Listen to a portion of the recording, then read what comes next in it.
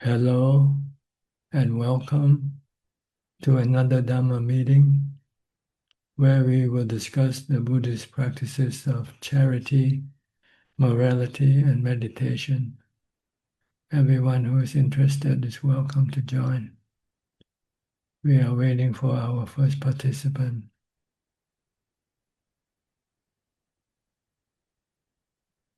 which happened to be Andrew. Hi, Andrew. Hello, greetings, Rajan. How are you? I'm good. I'm very well. How are you, Ajahn? Fine, thank you. Are you from the UK? Yes, Ajahn. You were Yes. here last week too, also, right?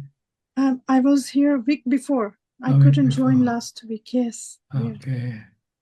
Okay, do you have any question? Yes, Rajan.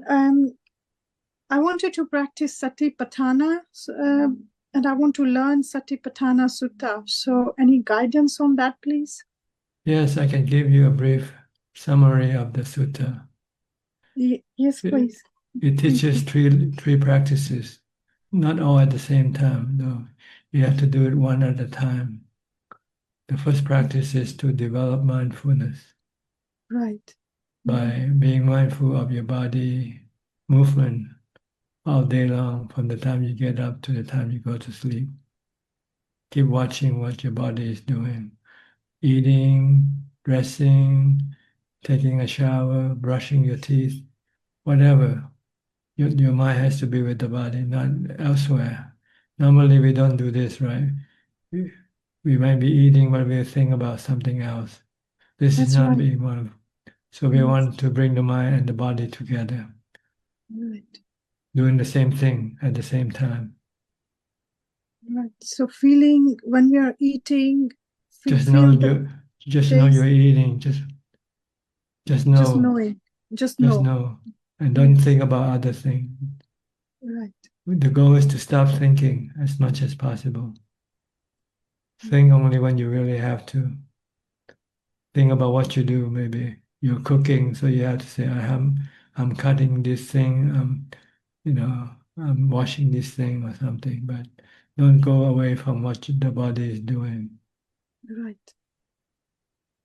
Okay. So Yes. you have to do this all of your waking hour, from the time you get up to the time you go to sleep, so you can have constant mindfulness. Right. This is And the what? Then next, when you have mindfulness, the next step is to meditate to get to jhana. And the Buddha said you should use mindfulness of breathing when you meditate, anapanasati. Sit Yes. down and close your eyes and watch your breath at the tip of your nose. When the Yes. air comes in, when the air goes out, just know, just like when you wash the body, when you when you're doing things. Now the body is not doing anything, so you switch the object to the breath. Watch the breath. When it comes in, when it goes out at the tip of your nose. You don't have to follow the breath in or out. Just keep just keep watching to prevent your Yes. mind from running away and go thinking about other things. If you can persist on focusing on this, your mind will eventually become calm and still. This is what we call jhana. Jhana. Okay. Yes. This is the second step of Satipatthana Sutta. Right. Once you can get into jhana, you have to practice the same thing over and over again until you become proficient, able to enter into jhana any time, anywhere you like. Okay. Long way to go. Yes. Okay, yeah, it's a long way. Yeah. And then after that, once you have mastered your jhana, your meditation, Mhm. then you can develop wisdom. This is the third step is to study the nature of the body, feelings, and the mind. First, you study the nature of the body as being impermanent or anicca. it is not permanent, it's temporary. It changes all the time. It doesn't remain the same from birth to death. This is, you have to study and understand this is the nature of the body. The body will have to go through birth, aging, sickness, and death. Yes. So this is the anicca. Then you want to study the nature of the body as having no cell. You're not the body. The body is not you. You are the investigator of the body. You actually are the mind who thinks, who knows, who investigate the nature of the body. The mind and the body are two separate persons, but they are together like a couple, like a family, like a husband and wife. The mind is the master, the body is the servant. It's the mind that tells the body what to do. Before you can do anything, the mind has to tell the body first. I want to get up. Okay, then you get up. I want to walk, then the body will walk. So the mind and the body are not the same person. And you want to teach the mind to understand that the mind is not the body and the body is not the mind. And that the body has no self in this body. There's no you, me, I. The body is just a body made from the four elements: the earth, water, fire, and wind element. That makes up this body. And when the body dies, the four elements will separate. And you have nothing left except bones or ashes, which is the earth element. The other three elements had been separated, gone.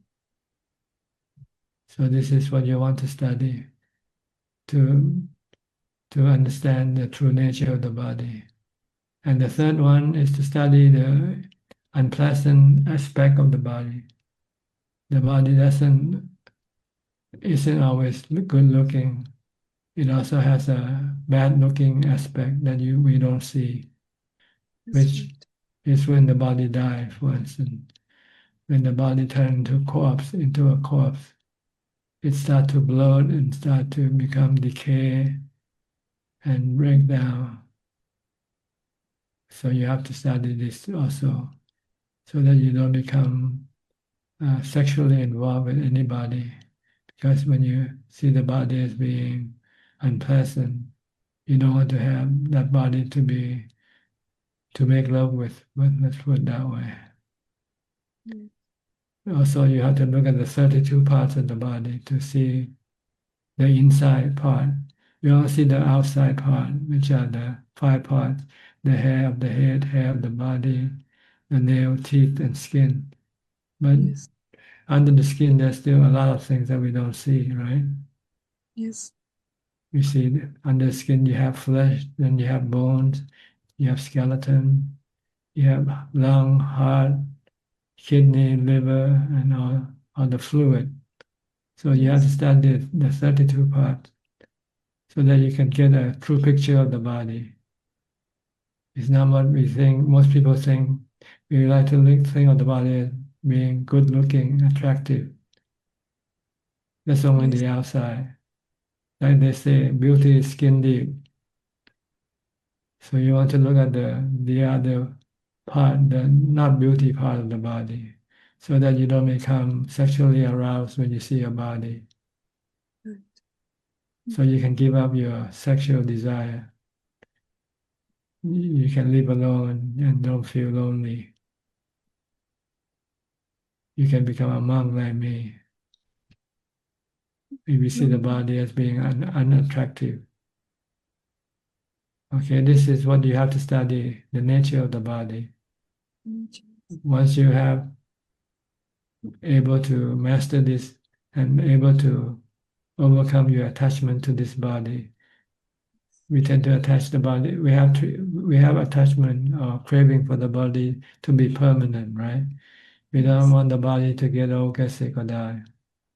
But once you study the true nature, then you know that it has to get old, get sick, and die. So you have to change your attitude toward the body. Instead of wanting it to not to get old, get sick, and die, you will have to accept that the body will have to get old, get sick, and die. If you can accept, then you will have no fear of losing your body. Yes. You will have no suffering, no dukkha regarding the aging, sickness, and death of the body. Okay. Yes. Then this is one aspect. You see the body as being anicca, impermanent, temporary. You Yes. see it as having no self. The body is not you. So you should look at the body, your body, like you look at other people's body, and treat it samely, equally the same. If you don't have no concern about other people's body, you should not have concern about your body. Yeah. Okay? Yes. Because you're not the body. The body is not you. No self in the body. Yes. So And then you have to see the unpleasant part of the body. So this is what you have to study. And be, you will then eventually can be able to let go of your attachment or your interest in the body. yes. Then you Yes. then the body will have no problem to you, will not cause you to have any stress, anxiety, or worry, or restlessness, or fear. Yes, Ajahn. Thank you. And There are two other things you have to study besides the body. After the next one is feelings, feeling of yes. physical feeling, like Mhm. painful feeling, pleasant feeling, neutral feeling. These feelings are also anicca. They are not permanent. They keep changing. You have good feeling, pleasant feeling for a while, then it changes into not so pleasant feeling. Then it changes to neutral feeling. Like when you're hungry, you have unpleasant feeling. When you eat, when you're full, have a full stomach, then you have a pleasant feeling. Yes. And when you're not hungry nor full, then you have neutral feeling. And sometimes this feeling you cannot control. Like when you get sick, you have painful feeling, and you cannot get rid of it right away. So what you have to do is to learn to live with it, accept it. Because try to deny or try to get rid of it will cause you anxiety and worry and suffering. Yes. So you have to understand the nature of feelings and leave them alone. They keep changing. Sometimes you have pleasant feelings, sometimes you have painful feeling. Sometimes you have neither painful nor pleasant feeling. And they are not under your control all the time. Sometimes you can control them, change them, but sometimes you cannot. When you cannot, then you have to accept if you don't want to have any stress or anxiety. Yes. Yes, Rajan. And do I have to keep? I at the moment keep 6 precepts with not eating after 12.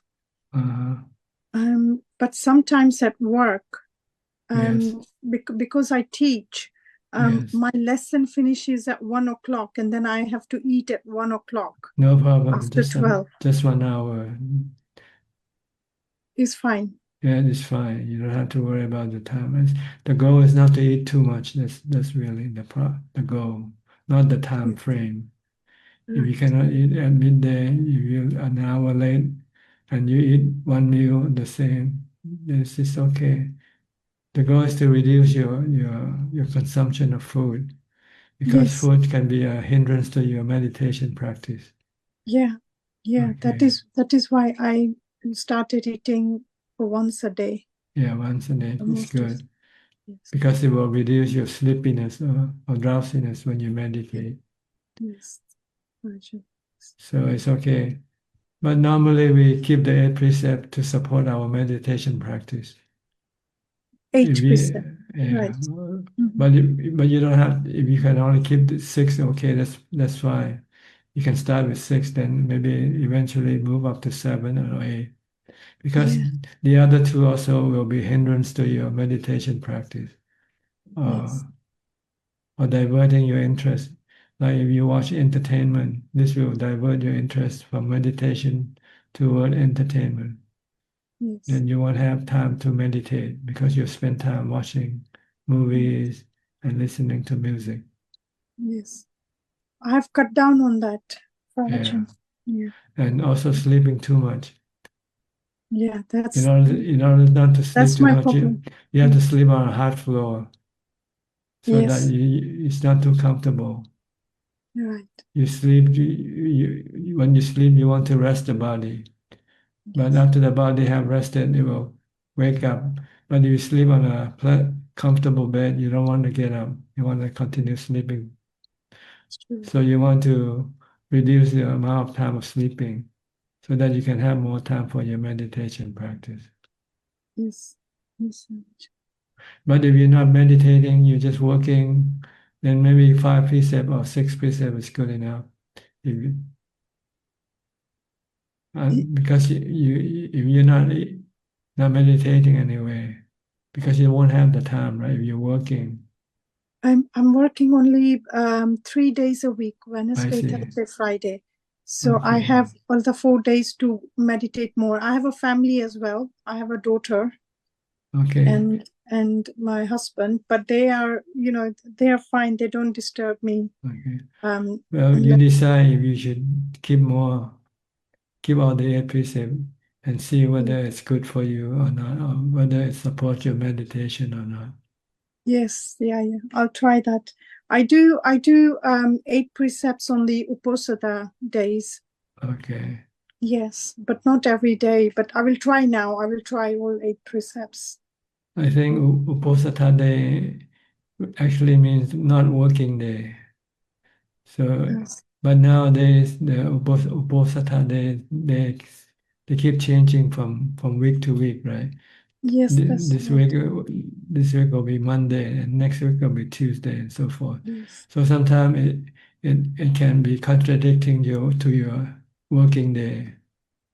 that's right. Sometimes it comes Wednesday. If it is on Wednesday, then I try to do it on Sunday on my day off. That's right. You should do it Yeah, on your day off, not yeah, on the calendar day of the day. Uposatha. Yes, We have to change. We Buddhists have to change because nowadays we don't work on Saturday and Sunday mostly. yes, yeah. But before, in ancient time, in India or in Asia, in Buddhist countries, we start working on Uposatha day. No, that is so convenient. Yeah. Yes, yeah, But nowadays we can't. We have to change with the world because we're yes, in we have to do business with other countries, and then they stop mhm, working on Saturday and Sunday. So yes, we have to change our working our not working day from Uposatha day to Saturday and Sunday. So Sunday. we lose the Uposatha day practice. Yes, So we have to switch our Uposatha day to the day that we are not working. not working. Yes, yes, Rajan, try that. Okay. Because we want to stop working because so that we can have the time to do the spiritual work, Yes, meditation. yes. Yeah, and that's the whole reason that I only work 3 days, so I get other 4 days for my practice. That's Yeah, good for you because yes, it's not easy for people to reduce their workload because they have to work full time and yes, then they won't have much time for their practice. yeah, Okay, how long yes. have you been studying Buddhism?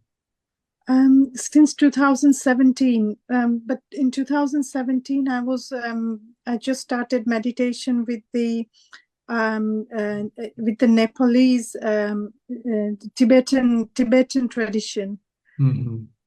Yeah, but then I found Amravati in 2020. I found Amravati, the high forest monastery in UK. Yes. Yeah, so since So then then I you practice. follow the tradition, the forest tradition, the Thai forest tradition. Yes, yeah, I follow the Thai forest tradition. That's good. Okay. Yes. Does this answer your question? Yes, Frajan. Thank you so much. Thank you. Okay. Let us know what happened next time. Yes, Or yes. if I you will have report. any more question, you can ask later. Yes, Frajan. Thank you. I will report next week. Thank you. Okay, you're welcome. Next, Kamalat, I think. Who are you, Kamalat? Anura? Anura, yeah. Yeah, Good evening, Ajahn. Yeah. okay. Can you I hear wasn't me? sure. Yeah. So I'm not in the country. I'm in China now. So I'm Working? using it. Yeah, I came yesterday morning. So I'm using a different computer, so I can't change the name. Yes. So it's a default one. Yeah. So yeah, can you hear me, Ajahn? Yeah. Yes, perfectly. Yeah. Okay. Yeah. Ajahn, I have a question. So my practice is okay. So I'm more calmer and peaceful than before. So using Buddha and a lot of in the morning good meditation. So whenever there's a trouble, problem, or sickness, I started thinking, oh, this is something that I have done in the previous life, or some previous karma coming back. So facing them, patient endurance, and then without fighting, accepting what's coming my way, and that makes me more peaceful. Is it the correct approach? That's right. To Just think that way? accepting as they come. Is it okay to think these are previous karma? If you Is it? like to, or you can just look at it. That is a fact of life. It doesn't have to matter how it came about, but it is now a thing that is going on right now, and it's how you deal with it. And the best way to deal with things is just to leave them alone, to accept them as because they are anatta, anicca, dukkha, anatta. Because when you try to deal with them or manipulate them, change them, you might not be successful. And when you're not, then you can become more stressful. So just accept them. Like you accept the sun coming up and the sun going down. It's a happening that you cannot do anything about. But if there's something that you still can do something about it, then you can do it. Like if you're sick, if you can take medicine, take the medicine. But if the medicine doesn't work and the doctor says there's nothing you can do, then you have just to live with it.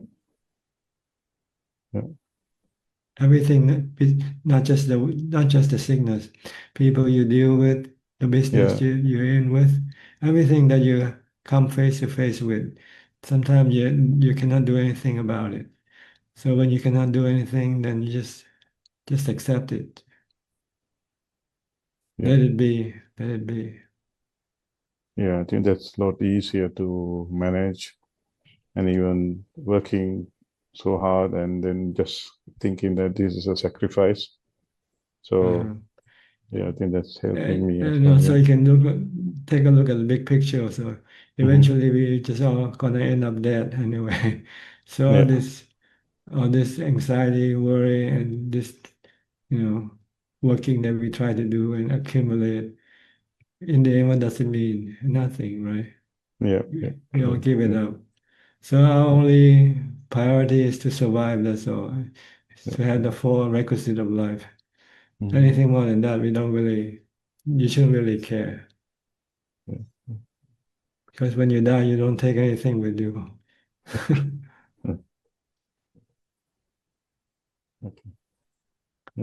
Right? Okay, yeah, totally. Anicca, dukkha, anatta. Everything is anicca, dukkha, anatta.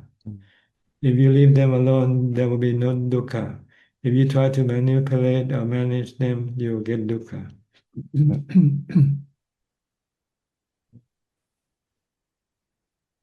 So try to deal with them with a detached attitude. If you can leave them alone, leave them alone. If you have to do something, if you can do it, then do it. But if you cannot do it, then you just have to let it be. Nibbida, thinking like nibbida, right? Yeah, ubeka. Okay. So you meditate a lot. You have to meditate a lot to get to ubeka. Yeah. If you don't have ubeka, your mind still wants to react. See? Want to manage, want to manipulate, want to change things. Yeah. I understand. Yeah. So is this a business trip for you? Yeah, Ajahn. So I came here, Shenzhen, southern China now, because the super typhoon is arriving. So So we had what to you do? leave. You So have to now leave. we had to leave work at 2 o'clock in the afternoon. So everything is closed. It's completely like a dead city. So maybe we have to stay indoors tomorrow, even tomorrow. We don't know. So see how it goes. So I can't control. Yeah, the storm is approaching. Or I it's think it's already. I think it's close to Shenzhen around midnight today. So Okay. they Just a expect few a lot hours of from now. Just a few hours yeah, from now. another 2 hours, 2 hours. Yeah, see how it goes. In the past, I used to stress when these things happen. Now I see I can't. As you said, this rain, I can't change. We can't just accept it. Anatta, natural Anatta. process. Everything is a Yeah, natural process. yes, true. Work of nature. Yeah, yeah, so true. Yeah. Okay. So when do you return home? End of next week, Adam. So Okay. now I think I can join next week. So this is a good time because when we join from New Zealand, it's half asleep, in the middle of the night. You're Now about the this is same time. You're about 1 hour yeah, ahead of me, I think, right? yeah. Now it's 9:30. Yeah, Yeah, 9:30. Yeah, 9:30. this is a good time. Good. Yeah. All right. Anything Okay. else? Okay. That's all, Dhananjay. Thanks for your teaching. It's really grateful for your Okay. teaching. Yeah, thank you. You're welcome. Next, Mike. Mike from New York. Hi, Mike. Hello, Frad John. How are you doing this Fine. evening? Yes, good. Thank you. And you? I'm good. Have a good morning. Yeah, I've had a pretty good morning. Okay. Just commuted to work, and I'm in our conference room right now, taking this call as I always do. How long it takes for you to commute? An hour. I You live in live up Queens. in Queens, and you have to go into New York, into You have the to go into city, Manhattan, into the Manhattan. Big Apple. So you take the subway. hmm Mhm. I usually listen to a Dhamma talk and read a book on the subway on my way. After you get off the train, do you have to do a lot of walking also? No, I have to walk to the train when I first get up. I have to walk for like a half hour, a little less. And then, but when I get off the train, I'm right next to my job. Yeah, Very but busy metro area. from home to the train station takes half an hour to walk. So that's Yeah. quite a way, couple miles. But I enjoy it in the nice weather. Mm. I was gonna ask Frau John, I kind of had two partial thought starter questions today. One, I guess, has to do with dreaming. I don't really hear too much in the Theravada tradition about dreams, but when I was at Metta Forest Monastery earlier this year, and I was meditating for 5 or 6 hours every day, I was dreaming a lot and I was processing a lot of things in my dreams. And I think it was because of how much I was meditating. And I just was curious if Rajan had any words of wisdom about how to think about dreams. Our dreams, are we going into a spiritual realm sometimes when we're in our dreams? Or is it all just, the mind just processing and should it be all be ignored? Because I remember having some really insightful dreams that kind of helped me process some things that were going on in my life. Well, dreams are something that you cannot control because once you go to sleep, you don't have the tool, which is mindfulness, to control your thoughts. And dreams are just really the working of your thoughts, mental work. So, and sometimes you have good dreams and sometimes you have bad dreams. And according to our belief, good dreams are created by good karma, and bad dreams are created by bad karma that we have done, maybe this lifetime or maybe even further back, and they can affect your dream today. And there is, if you dream more or less, it means that it depends on how much mindfulness you have. The more mindfulness, you will dream less. Like if you can enter into jhana, you will hardly dream at all. But if your mind has no mindfulness during your waking hours, so when you go to sleep, the mind can then become more restless and agitated and dream more. So whether you dream more or less depends on the nature of your mindfulness. So sometimes dream can be an indicator of what your spiritual life will be like after you die. Because when you dream, the mind is in the spiritual realm. It temporarily disconnect from the body. So you see, the mind is never in the body in the first place. The mind is in the spiritual world, and it connects to the body through the stream of consciousness. That it connects to the 5 central organs of the body, the eyes, ears, nose, tongue. So it can then receive information that the body can gather for the mind, that the eyes, ears, nose, and tongue and body can gather for the mind. So the mind and the body are different in 2 separate worlds, separate realms. The body is in the physical realm, and the mind is in the spiritual realm. And when the body dies, then the connection is disconnected. Then the mind will be in the spiritual realm until it can reconnect with a new body.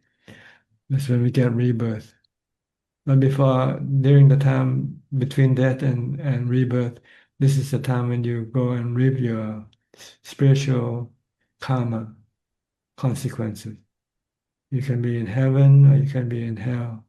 Heaven and hell are just good dreams or bad dreams. If you have good dreams, you're in heaven. If you have bad dreams, you're in hell. And good dreams or bad dreams is created by your good or bad karma. So this is basically what it is. So dreams tell you, dream is like a preview to a movie, you know.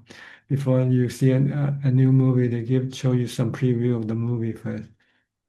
So this is what, if you have bad dreams, it means, you know, your spiritual world or spiritual life's gonna end up in hell when you die. If you have good dreams, then your spiritual life will end up in heaven. So it's an indicator of your future life, whether you will go heaven or hell.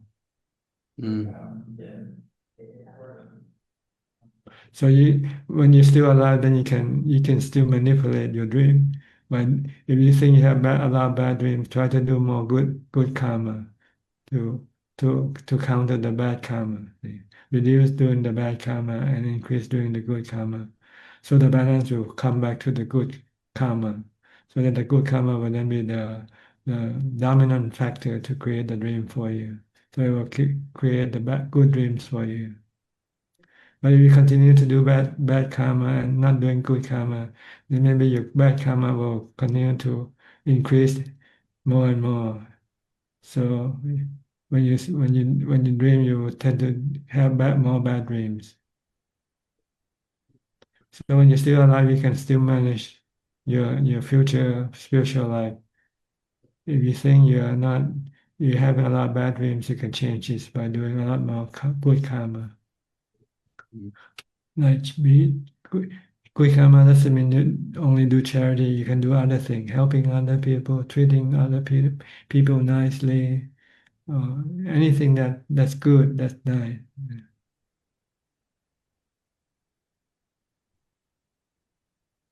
Okay, so that's basically what it is. Our mind is in the spiritual world, but when it's connected to the body, then it can access the physical world through the body. The body acts like a camera and a recording device for the mind. The mind cannot access the physical world without the body. That's why the mind keep getting a new body, because the mind wants to access the physical world. It's still attached to sensual pleasure. But if you can stop your sensual pleasure craving, if you don't have to use the sensual pleasure for your happiness, then you won't need a body next time. When this body dies, then you won't have to take up a new body, because you can be happy with yourself by meditation or by stopping the cravings. The craving is the one that causes your mind to be unhappy, restless. If you can stop your cravings, then the unhappiness and restlessness will disappear, and your mind will then be in peace and happiness and in contentment.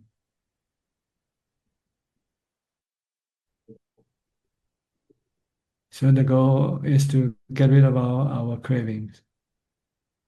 Once we have no cravings, then we don't need to have a body. Then we don't need to have rebirth. And when there's no rebirth, there's no aging, sickness, and death.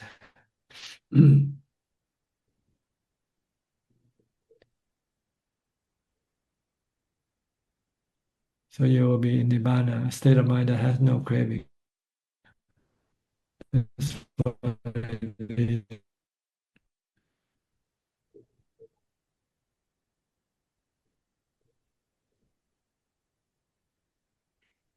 Okay.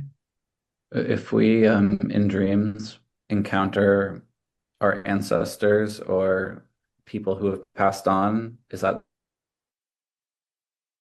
something we should seriously, just mental effluence, or just the mind conjuring, or is that something that we should maybe take more to heart? Well, you have to prove it to yourself which is which. So if you don't know, then you just leave it alone. Let it come and go. It's not so important. What is so important is to do good karma and get rid of your cravings. This is more what we need to do. That's why the three teachings of the Buddha is, the Buddha says, stop doing bad karma, do only good karma, and get rid of your cravings, purify your mind. So this is what we need to be concerned with, not any other thing. Any other thing now is about your state of happiness.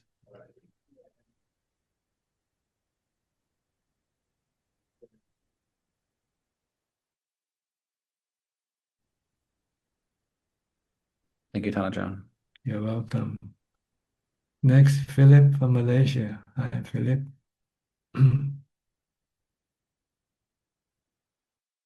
And I don't have questions tonight, just happy to be listening in. Okay. I'll Thank go you. to Dr. Piyao, and he's in early today. Is Dr. Indira also with you? Can you unmute your microphone? Okay, she'll be here in a second.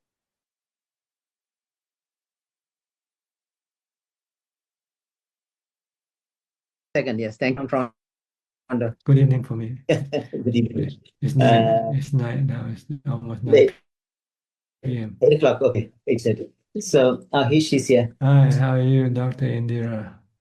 Good. Thank you, Ajahn. Medical doctor? Oh. Yeah. But now I manage everything. It's easier and I write the checks. So it's I good. see. So you're more like a secretary. No, we have our secretaries here, but I just manage. Yeah. So I make mess, like I'm unmindful, so she makes it a little less messy. I see. Keep things nice and neat. neat. Yes. I open the cupboard, I leave the cupboard open like that. So she thinks I'm very unmindful. So clean up your mess. Yes. Ajahn, I have a question. If somebody like your with the crowd. Somebody is like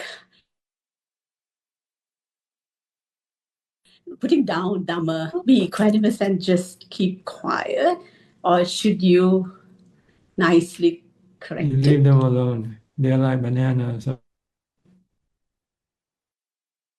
oranges. From banana into oranges, so oranges into banana. Unless they want to ask you, and you can say, but otherwise it's unfruitful, it's active, and it can become problematic even if you try to interfere with the belief. You cannot force them or stop them. Yes. Just wanted to get your. I think the most question is for you, for him to get entangled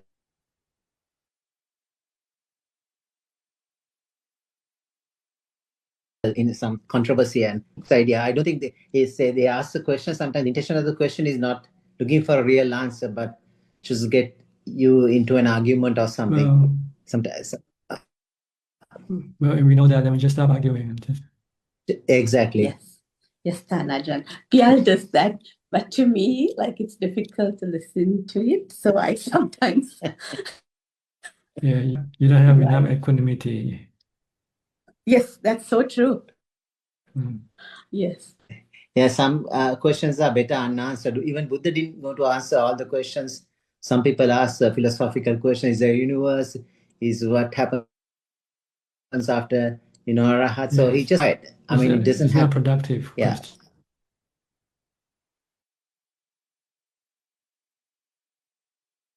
Productive. Yeah, it is not. So that's the fourth way of the answering questions.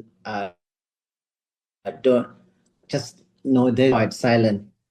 Sometimes if it's yes, answer is easy, but descriptive, yes.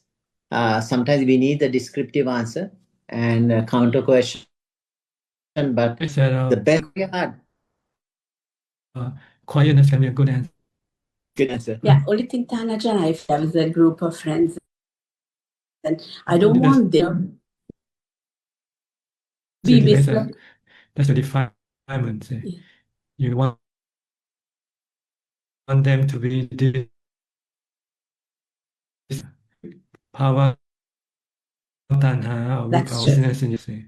So you have to say something or do something. So it's a suffering, in other words, dukkha, like because of the craving, right? At the bottom line.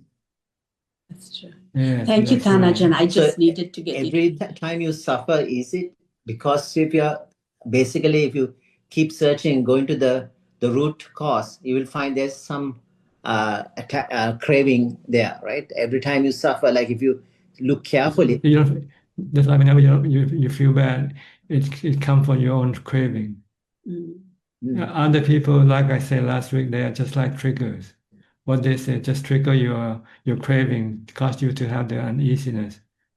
And when So you it's feel a uneasy, So second noble truth comes into play all the time, right? Yes. That's right.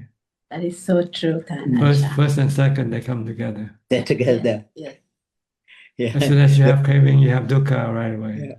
Yeah. The goal is to follow the path somehow to get beyond that. So you have to stop your cravings. See?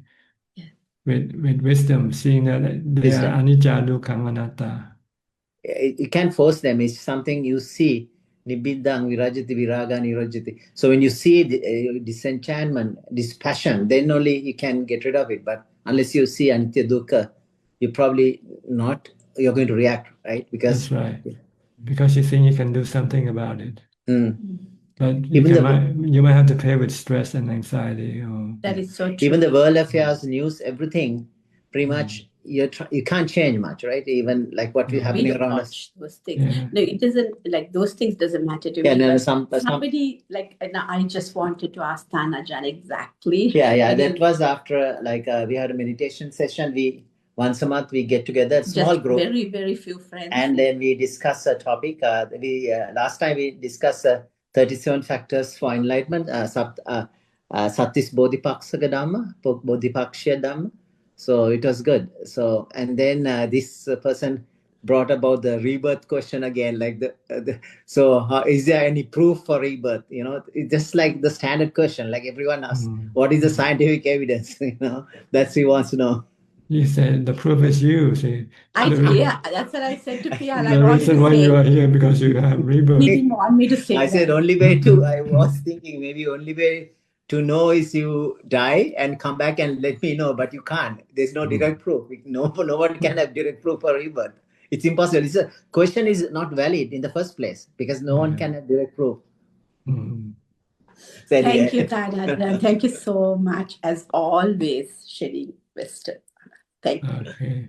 Teruan Saran. Any comment on? No, it's okay. No comment tonight. Huh? No. About dreams, you have no comment about dreams. Dreams, yeah. I thought the dreams are always happening. The mind is always active. Although you're sleeping, your thought process is there at a very low level, but there is no intention. You don't have intention. You can't change it because so as long as so it's haphazard. Like whatever, it's not the way you want. But when you are up, you can change because you have the intention there. When you are You have mindfulness. You have mindfulness. Yeah, that's the difference here. When you sleep, you don't have mindfulness, so everything goes into automatic. Like it's like a random. When just you drive, like, when you wake up, you put into manual. But when you go to sleep, you put the mind to automatic. That's true. Yeah, as you said, after jhana, maybe because the mind is fed well, mind doesn't need any more food. So it doesn't need to dream to feed the mind, even in dreaming. That's so right. maybe that's probably why the people who enter jhanas, they feed the mind enough. The mind is so calm, content, peaceful, and not thinking. they don't need to feed the mind during their dreams. That's true. Okay. Thank you, Thanajan. Is there any mention in the scripture about this? No, nothing else. No mention. Okay. Teruan Saran, Thanajan. Right. Okay. Nice talking to you. Nice talking to Thank you, you. Sadhu. Next, Aparachita from Dubai. Good evening, Prajan. Yes, how are you? I'm fine and hope you are well as well. Yes, thank you. Great. Yes, it's very interesting, talks of dreams. And I was thinking of a question and I said, could you give us some, the big benefits of, say, practicing samadhi, meaning so it inspires me to practice it more. You want to know the benefit of meditation? Practicing samadhi, like sati, yes, because mindfulness makes us more present so that when we sit in meditation. Yes. However, perhaps sometimes, okay, I get a few moments of quietness and then of course I said, okay, that's 20 minutes is enough. To persevere, like how to make the samadhi deeper. Continue on with your mindfulness. Okay. When you meditate, continue, don't stop until you get to the result that you should get, which is the fourth jhana. If you haven't yet got there, just keep on watching your breath or reciting the mantra, whichever method you use. Don't give up, just keep doing it until you get there. It's like eating, just keep eating until your body feels full, then you can stop eating. So as long as the mind hasn't yet got to the calm stillness, then you have to keep on focusing your attention on the breath or on your mantra. Try to stop your mind from thinking. When the mind eventually stops thinking, then the mind will become peaceful, calm, and happy. The Buddha said the happiness that you get from a calm mind is far better than any type of happiness. So you have to get to that point, see. Once you get to that point, then you say, oh, I don't want anything else. I want just to keep on meditating. Because that's the best kind of happiness there is in the world. Next to Nibbana. It's the same type of happiness, except that it's a temporary and a permanent. Nibbana is a permanent stillness of mind. But jhana is a temporary stillness of mind. You can remain in that state for a while, then afterward, you have to withdraw because your craving keep pushing your mind to go after sensual pleasure again. So you need to use mindfulness to fight against your craving. Okay, so on that question, so supposing even if I get a few moments of it, that which pulls me out is because I wasn't mindful that there was a craving that crept up. It's the forces between the two. See, Okay, so if there the are two. if mindfulness is stronger than craving, then the mind becomes still.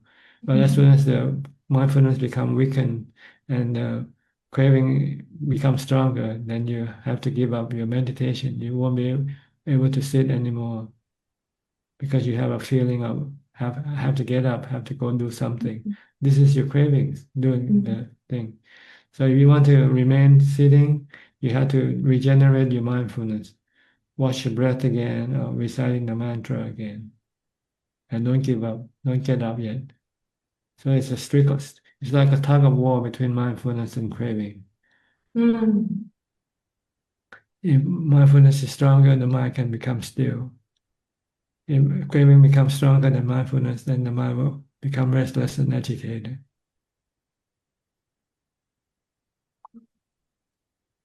So you have to try to develop a lot of mindfulness before you meditate. That's why I instructed the first person tonight.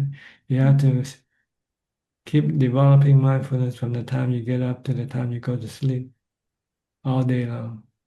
Just tie your mind to the body. Don't let the mind go think about other things. Just stay with the body. Watch the body, what the body is doing. Like when you do yoga, just watch the movement of the body. Don't go think about other things. You can do this with everything else besides yoga, eating, walking, taking a bath or something. Whatever you do with the body, tie the mind to the body. Then you will have strong mindfulness, continuous mindfulness. So when you meditate, the mindfulness will keep the mind fixed and become still.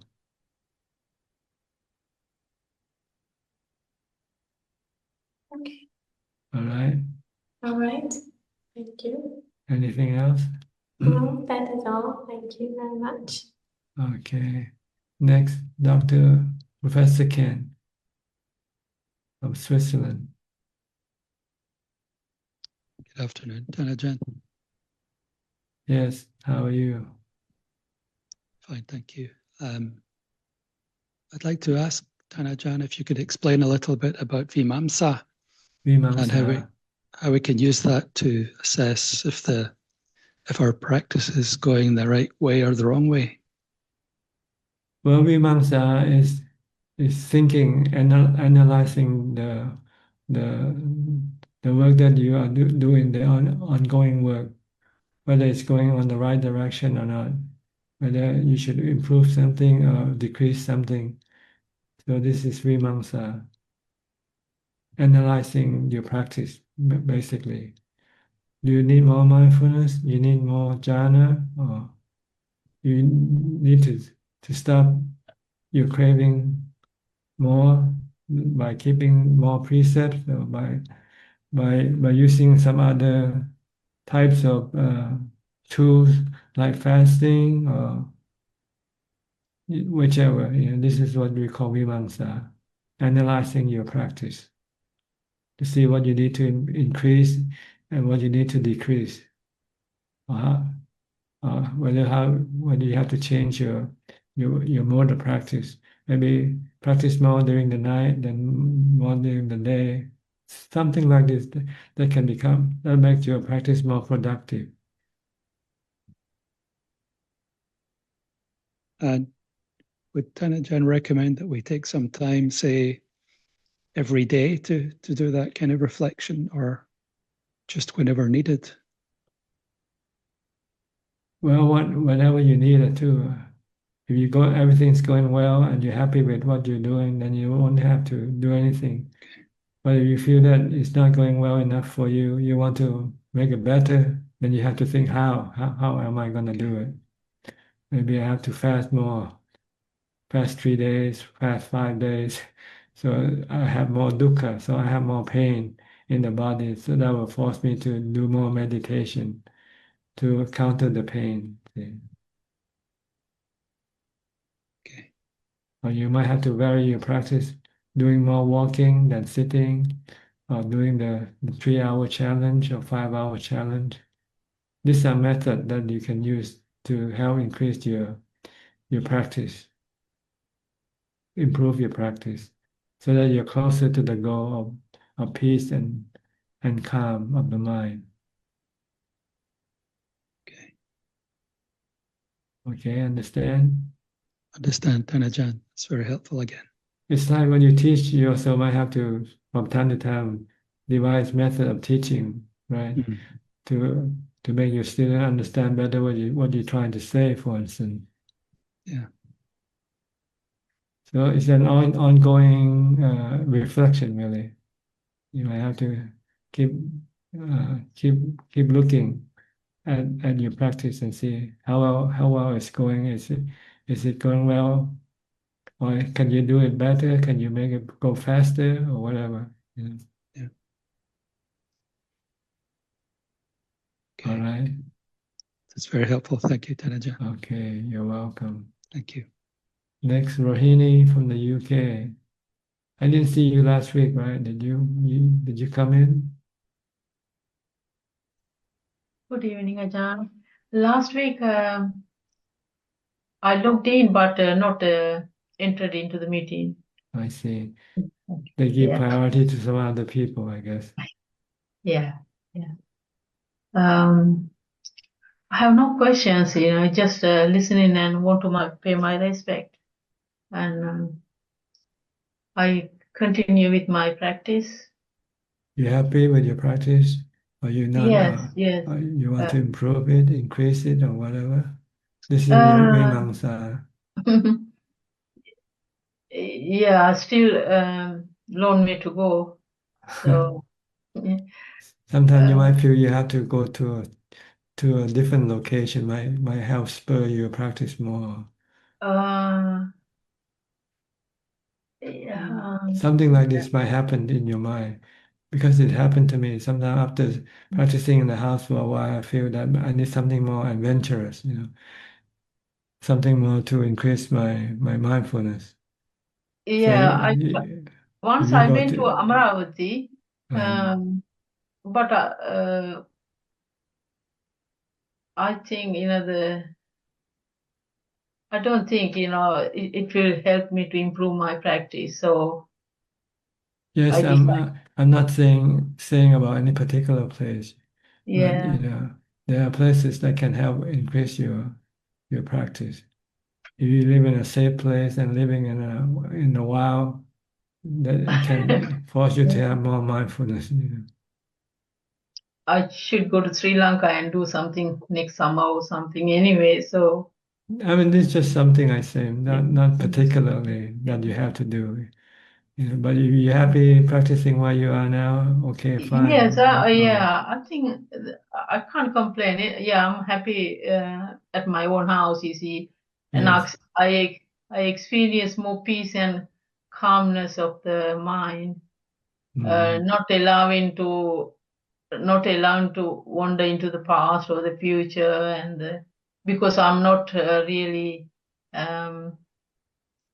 in contact with other people, so I don't have to deal with issues, and I think I'm happy. See, Yeah, if you're happy practicing yeah. where you are now, it's no But problem. If I one day think you should feel my that, if one day you feel that your practice is stagnating, you might want to, think about how to. yeah, I have to practice more city meditation, but not long enough. That's what I feel. I sometimes feel my breath is very subtle, and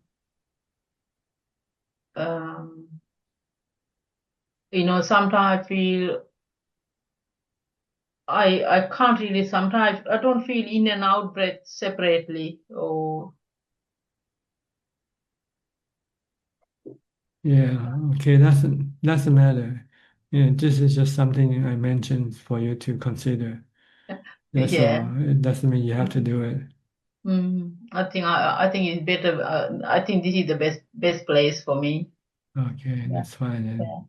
Yeah, I think it is my lack of mindfulness and lack of I think lack of effort or virya. I think things like that. I think so, which I have to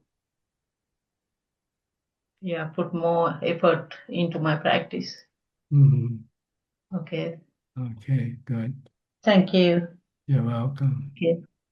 Next, Saket and Nita from India. Namaskaram, Raja. Good evening. Good evening. How are you both? Good? Yes, doing well. Thank you, Frajan. Okay. So, Frajan, I had a question regarding working with family members. Okay. So, there's one family member who I feel they tend to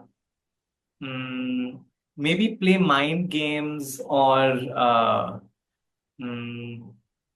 maybe they tend to put me in a difficult spot and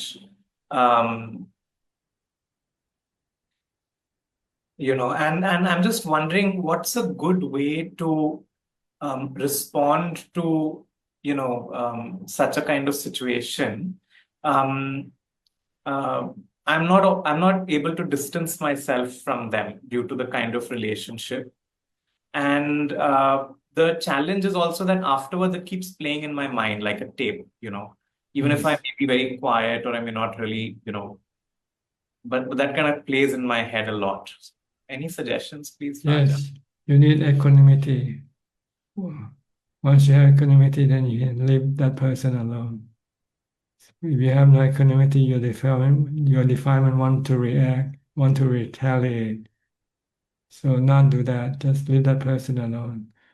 Treat that person like the weather. Sometimes you have storms, sometimes you have flooding, sometimes you have heat wave.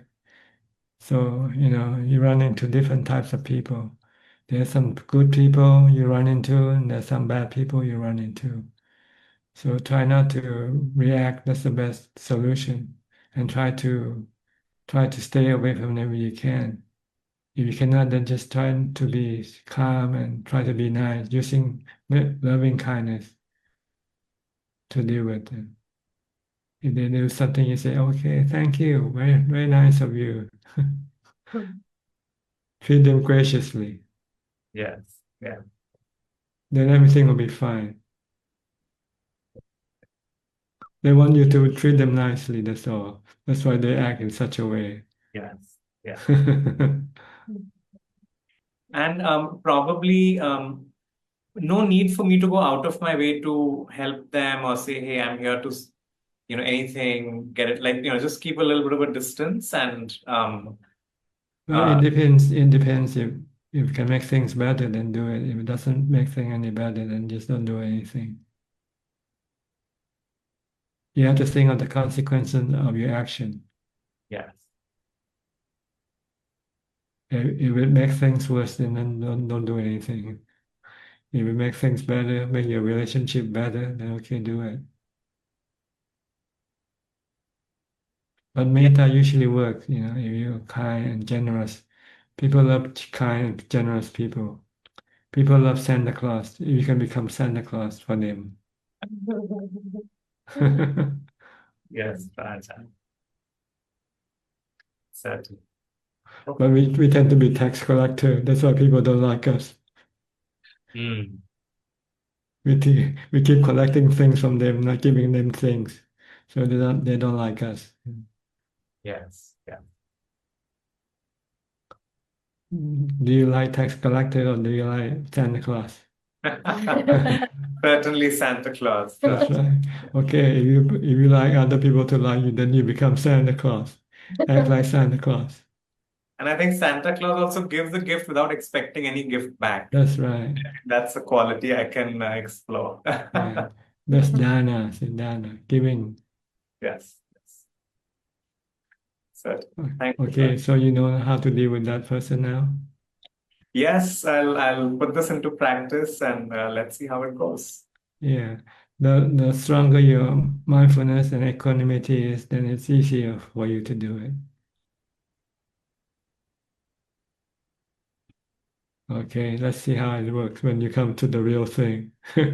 You see now talking about it, but when you run into the real things, see how you're going to react. Yeah. You might forget what we're talking about altogether. I try to close my mouth and stick my tongue to the top of my mouth and keep it like that. Just recite Santa Claus, Santa Claus, Santa Claus. You have to be Santa Claus. Yes. Be kind, be forgiving. Right. Okay, anything else? So that's it from me. I have a similar question for Ajahn, but so actually regarding dreams, so many times it happens that people come to us and they share their problems and difficulties, and we tend to give them some solutions and some suggestions, but they don't want to. It sometimes feel like they just keep on to suffer. They don't want the solution, and it just keeps on playing in my mind, and then in my dream. I see these dreams where I'm trying to help people, but I'm running around here and there, but nothing is happening. And then when I get up, I feel like so unsatisfied and so dull. So that really affects me, and these sort of dreams I get. And I was wondering, how is it to do with my good karma or bad karma, and how can I make it better? Well, first of all, you have to see what you can do and what you cannot do. If you can do something and make things better, then do it. If you cannot, if you do it and it doesn't make things better or it makes things worse, then don't do it. And leave people to their karma. Because if you cannot help them, what else can you do? And you still persist wanting to help them, it can make you feel unhappy because you cannot do it. So sometimes you have to come to the point where you have to let go. Cannot help because they don't want your help, or they don't need your help. They just want to express their frustration to you. So just listen to them. That's all. All they want to do is to say something to you, and they just want you to listen to them. That's all. And that's about all that you can do for them, is to listen to their problem. It rubs off sometimes, and I start feeling depressed because of their problems. Yeah, because you're craving things. You want to do, you want to help, but you're not able to. But when you're not able to, then you have to use equanimity and leave them to the consequence of the karma. I do chant sometimes that I'm a nobody. I can't solve people's problems. I'm a nobody. Sometimes it works, but sometimes it still gets on to me. Yeah. So you have to just keep reflecting about this more often, so that when you run into the situation, you will know how to deal with it. I keep trying to develop more equanimity, Prajan. Yes, and more looking things as anatta, things things has to be the way they are, because this is the way things are, and you cannot change.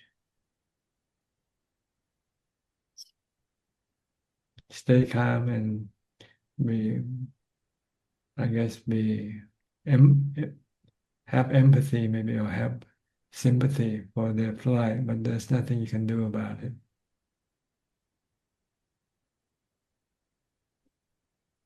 Karma is powerful. We all have our own karma. You can recite this. Whatever karma we did, we will have to pay. We will have to reap the fruit of our karma. People are what they are because they are reaping the fruit of their karma, really.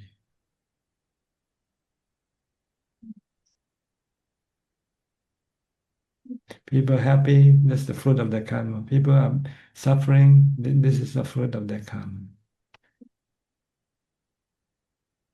And it's surprising that they're suffering, but still they continue to do bad karma and continue to blame others for their suffering. That's because they don't believe in the law of karma. See, they have Abhijato in the mind, don't see the law of karma or the law of the three characteristics of existence.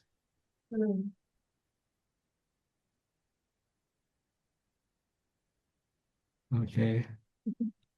Thank you, Ajahn, for your guidance. All right. You're welcome. Next, Marsha from Ohio, USA.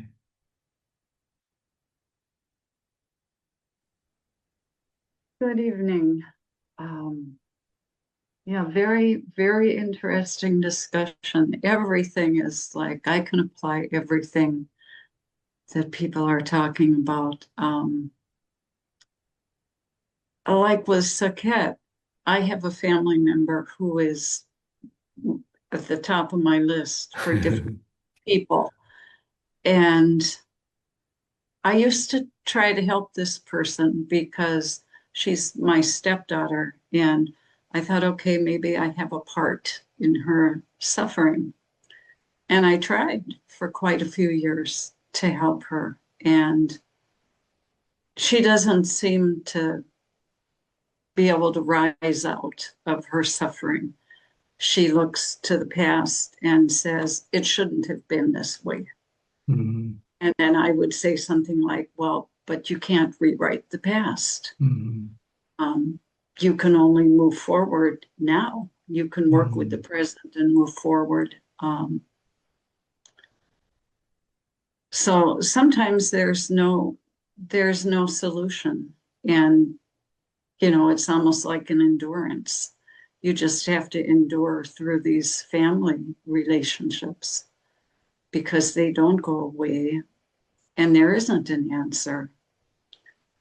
And so I've learned, I'm experimenting with like drawing boundaries, like equanimity. Just stay in your empty space and leave people outside. Don't go interfere with their life. Yeah, well, but they tend to not like that. And so when you start to do that, then they're like coming back, you know, for more because they're not done with it. I'm done with it, but they're not done with it. And so it's actually there. But I agree with you. The solution is that I'm not fully in my space of equanimity. Mm-hmm. And it points right back to me that my practice isn't strong enough to hold this person. To withstand the onslaught. Yeah, I'm not strong enough to send the metta and stay in my space of equanimity. So do more mindfulness, do more meditation. Yep. And then I have a granddaughter. She's 8 years old. And she thinks that she's like 18. And I can't just, you know, from my generational place, I can't just let her mistreat me as a grandparent.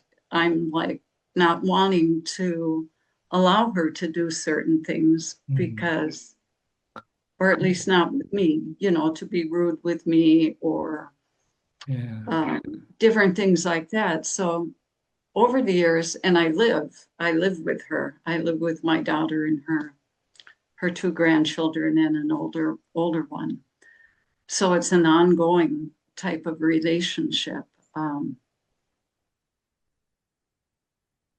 But what I found with a smaller person is that as the relationship continues, she begins to respect me more as she's gotten older. You know, that I was the only one. The parents are divorced. And so the parents they just want to make the children to be happy all the time. And I'm thinking, you've got to have a guidepost in your life. So I was the one who would call her out uncertain behaviors. And so that's a little bit easier to manage. But the lesson for me is that I have to be so careful that I'm not judging them and becoming irritated because I want them to be different. Right. It's like, if they're like this, why is it bothering me? Mm-hmm. And because you want them to be something else. exactly. And so I think for us in the lay life that this is like an ongoing struggle, because we're having all these interactions, and the solution is to solidify that equanimity.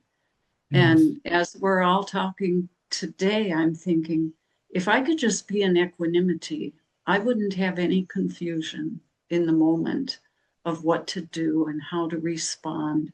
Mm-hmm. And I would be like standing firm like a mountain, and everything would unfold properly. So I guess that's kind of my goal.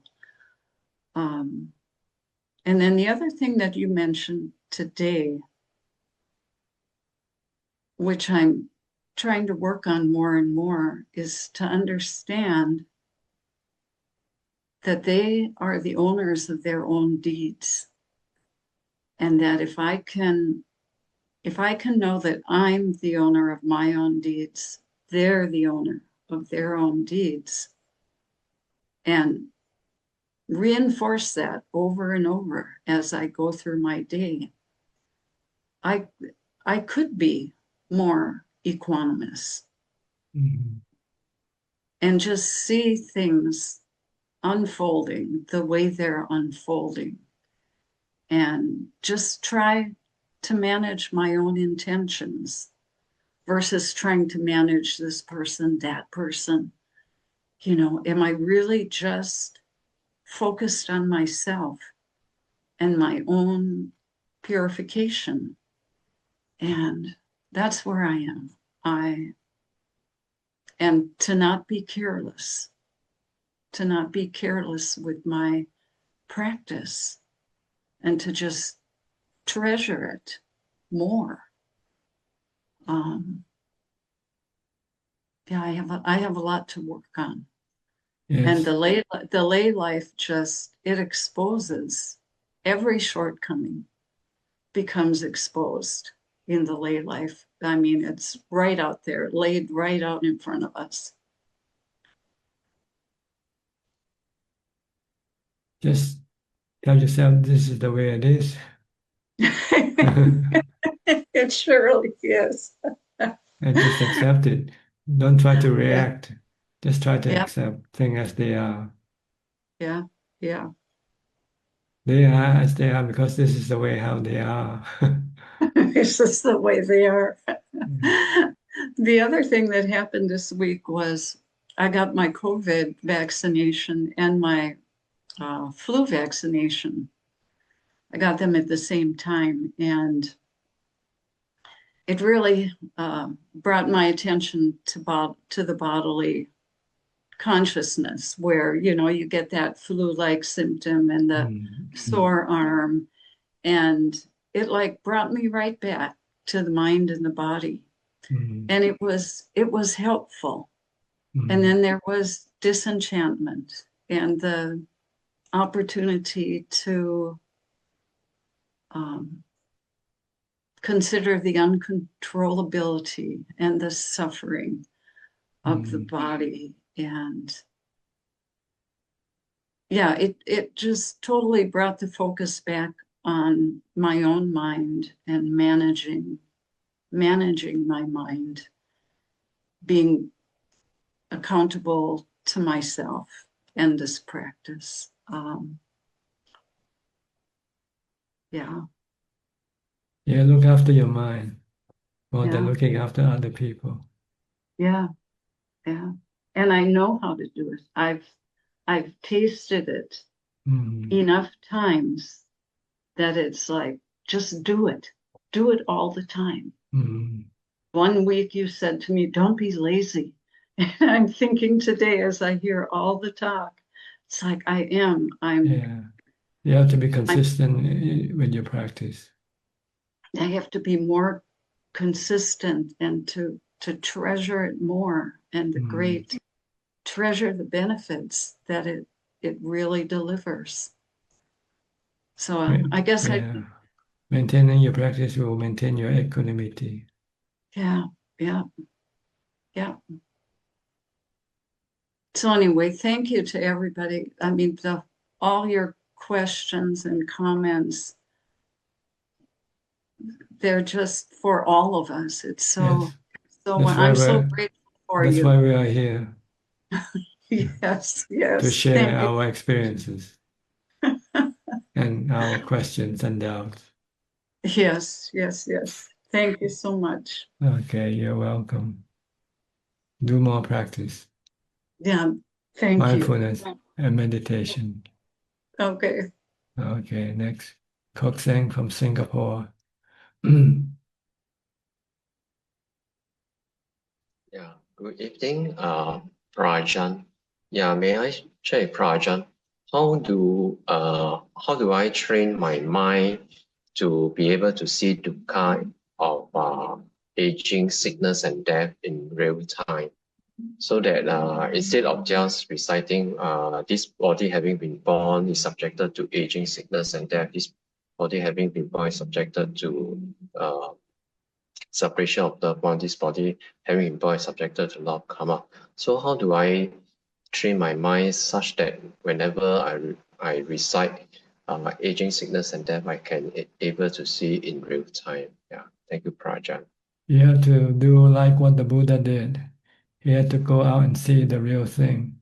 He was kept away in the palace and not allowed to go outside of the palace, because outside the palace there are things that like aging old people, sick people, and dead people.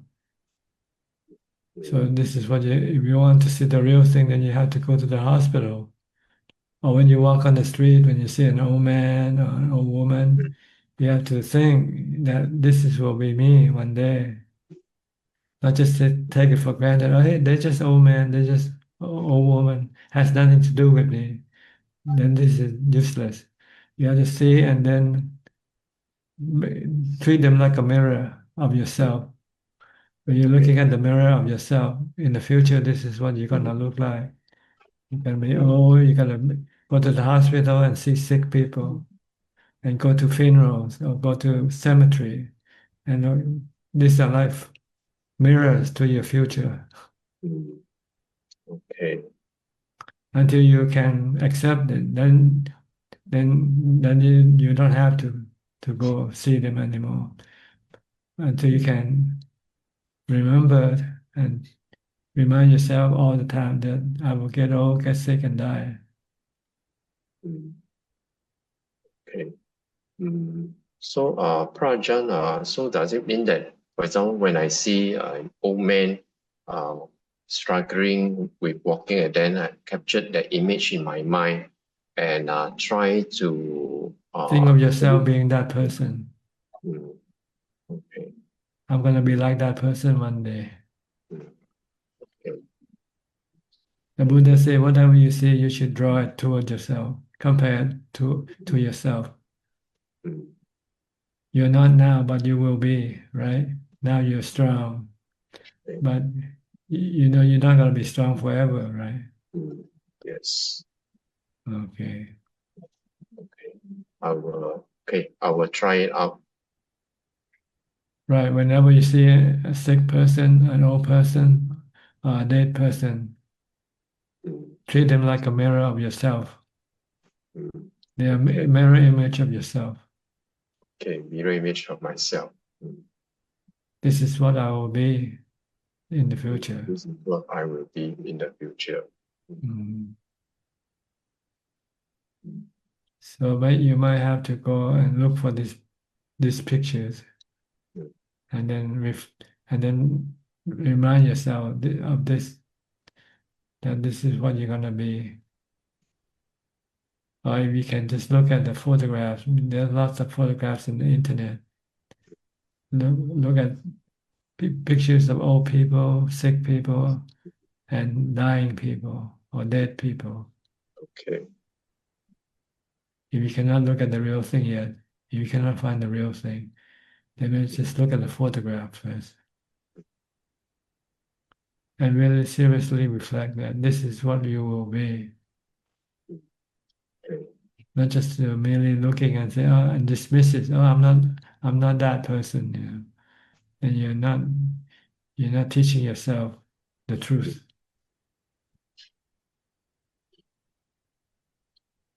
You're denying the truth. When you say, oh, I'm not that person, I will never get old, I'll never get sick. I'll never be like that once.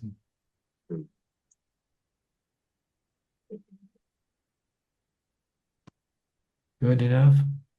Yes. Okay. Thank you, Prajan. Okay. We'll go to the other side of the world now, to Uruguay, to Ricardo.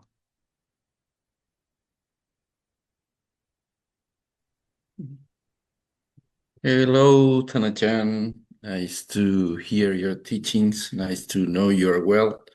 I'm all very thankful for all the questions of the Sangha and great teachings about the trigger last week. So thank you very much. I just like to make a comment that how my practice is going fairly well, doing mindfulness all the time, and seeing how sometimes when I lose mindfulness, I do how do you say? Not good actions. Unwholesome actions. Unwholesome actions, yes. Yes. Sometimes when I'm not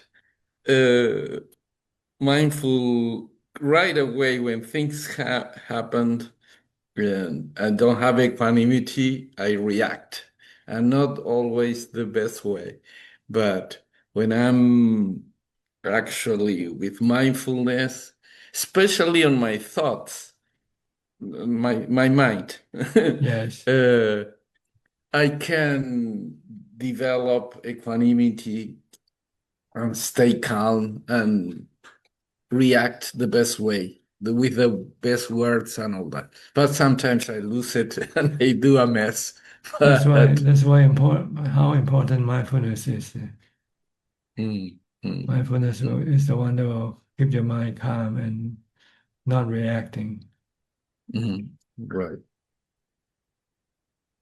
But I want to thank you for all your teachings and always telling us, be mindful, be mindful, be mindful all the time. The Buddha said that's the most important Dhamma is mindfulness. Without mindfulness, then everything just go wrong. Yes. With mindfulness, then everything will go right. Yes, true, very true. I can tell you by my own experience. So I just want to thank you, and I will be there at Wat Yan last days of November. I see. It's a couple of months from now. Yes. Okay, good. Thank you very much. All right. Next, we'll go to Alvin from Malaysia. Hi, Alvin. Namaskar, Tanya-chan. I don't have a question, but just want to just comment on what Dr. Priya talked about the rebirth just now. I recall Tanajan, one of the Dhamma teacher that I had many years ago, said those that do not believe in rebirth this is actually Micca Ditti, which will lead, most probably they would believe in annihilation, which is also a Micca Ditti, and this will lead to them believing in there is no results from their action, which is all Micca Ditti, which is very dangerous, right? So That's what was told to me many years ago. Yes, if you die and then everything disappeared, then who reaps the fruit of that karma? Nobody. Nobody, yeah. So if nobody reaps the fruit of that karma, then you can do anything you want, and there will be no consequences that will come after. So for those that do not believe in rebirth, it's a very dangerous view. It's a wrong view, right? Oh, definitely. Yeah, it's a very dangerous view. Yeah, But yes. but you cannot do anything about it if that's what they want to believe. Like ancient time, people believe the world is flat, right? But with education, with knowledge, they eventually will see that the world is not flat, the earth is not flat, it's round. So if they study more Dhamma, they will eventually come to understand that there is rebirth. Yes. I've learned that. We can't do anything about it. It's just we get more stress. I think it's best to agree to disagree. Yeah, because if you keep on arguing, there's no ending. They got their own view, and we get very stressed out for that. So yeah. It's like talking to a blind person about color. There's green and red and white color. Do you see it? No, I don't see it. I don't believe there's any colors. Yeah, that's true. Yeah. They only see black colors. Yeah, that's all they see. Yeah. There's no point trying to change people's view. Yeah. No. You cannot change them. They have to change themselves. Yes. By studying the teaching of the Buddha. Yeah. Okay. Agree. Yeah. Thanks, Dhamma. You're welcome. Next, outsourcing from Penang.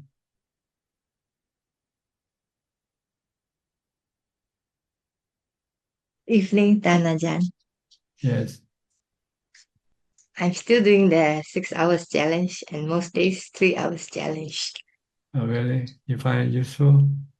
I find the 6 hours one better than the 3 hours, but I don't have so much time to do 6 hours every day. Okay.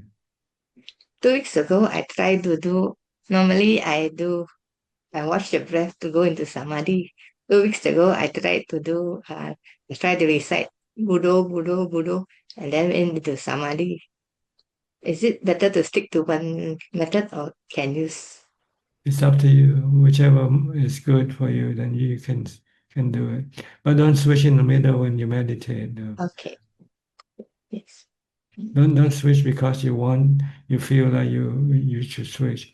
You should switch only because you see this one is better than the other one. Okay. Or maybe you're under a different situation, you might use a different method. I think for me, mantra is good when I feel painful. When I sit and I start to become painful, and I could not watch my breath anymore, then I use the mantra, recite the mantra instead. Okay. So you have to have a reason to switch when you switch, not just because, this is not good, I tried this one. And you just keep changing back and forth. I just tried the experiment 2 weeks ago to see whether reciting mantra can have same effects as watching the breath. Mindfulness, also I tried watching the body activities, then I tried to shift to try doing Buddho. Then when I was cutting the vegetables, I said, if I try Buddho, I don't wash the hand. So better to watch the activity instead of Buddho. Yes, when you use Buddha, you also have to watch what you're doing. Both together. Yes. Okay. Okay, thank you very much, Jan, for your advice. You're welcome. Next, Tommy of Australia. Which part of Australia are you now in? East or west, south or north?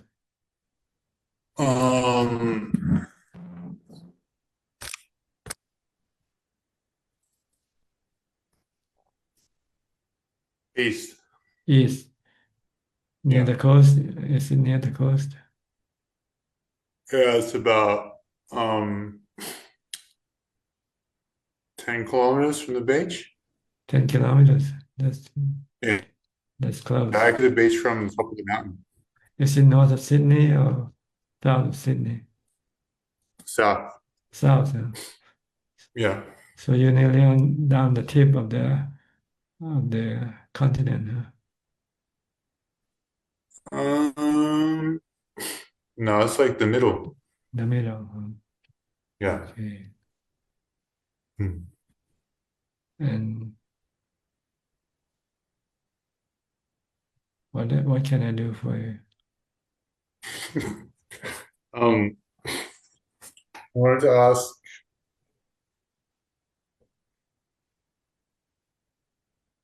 sorry, about the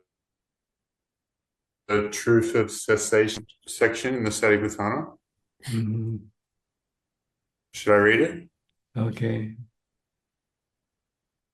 And what, monks, is the noble truth of the cessation of suffering? It is the complete fading away and cessation without remainder of that craving, liberation, letting go, release, and non-adherence. Now, where, monks, is that craving when it is being abandoned actually abandoned? When ceasing, where does it cease? In the world there is that which is likable and pleasing.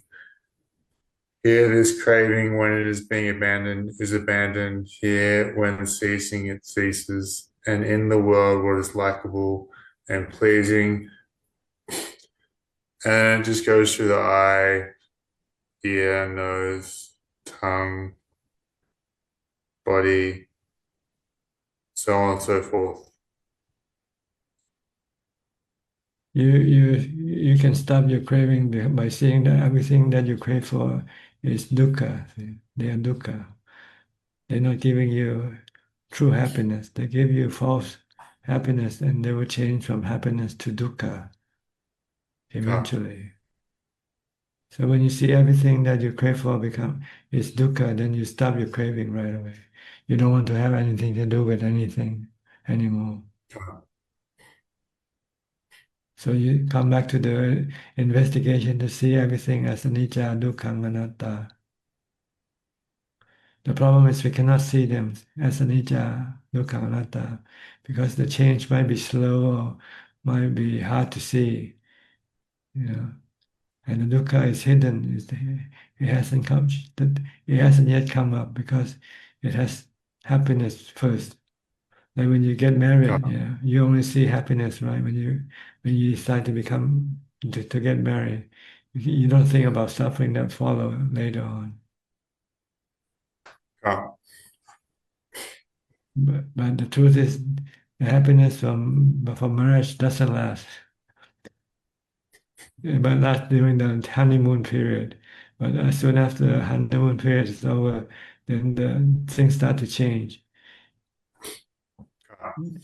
And when things change, then happiness also change from happiness to sadness or to unhappiness.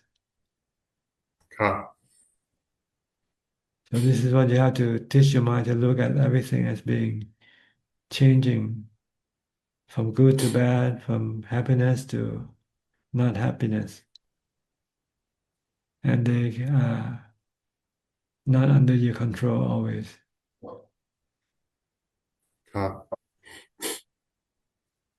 So when you see them as being unhappy, excuse me. I have a little interruption with the dog's barking.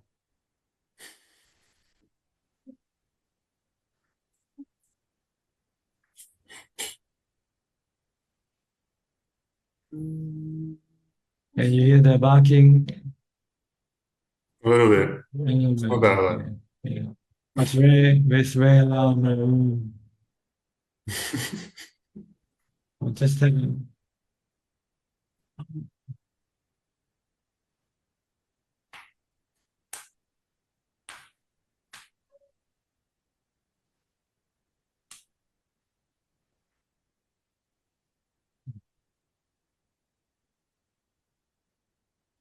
So you have to look at things that everything change. They don't remain the same.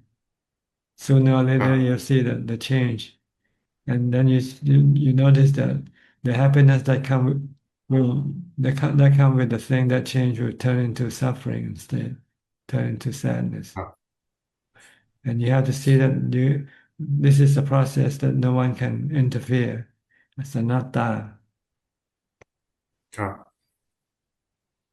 So this is what you have to keep teaching your mind to see everything as being anicca, dukkha, anatta. When you see as they are anicca, dukkha, anatta, then your craving for them will stop.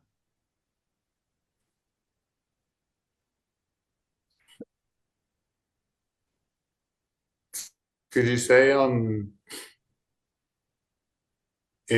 Praticca Samuppada, one thing I was contemplating, Cetana, intention, has to be not self, right? No, cetana is just a function. There's everything is no self already. But the point is, you have to know that you can change your intention. You intend to do something bad, and you change your mind and say, "Oh, it's not good." You can change your intention. So they're still under your control. Some of them, some of the time. Some might not be under your control. If you intend to get married, and no matter how people will try to convince you not to do it, you might not stop this intention because you already fixed it. So this is not the point about anatta. Anatta usually means the thing that you crave for. Things like people and things like your body, your feelings, and your state of mind. They are anatta. They're not always under your control. You can control your body partially, but not every bit of it. You cannot control aging, sickness, and death. Let's put it this way. You cannot control feelings to keep it to be only good feeling. Feeling can also change from good to bad to neutral. Same way with your mind. Someday you might feel good, someday you might feel bad. Someday it doesn't feel good or bad. So try to change them or try to manage them can become stressful for you. So it's better just to let them come and go. Try to change your reaction toward them by accepting them instead of trying to want to change them.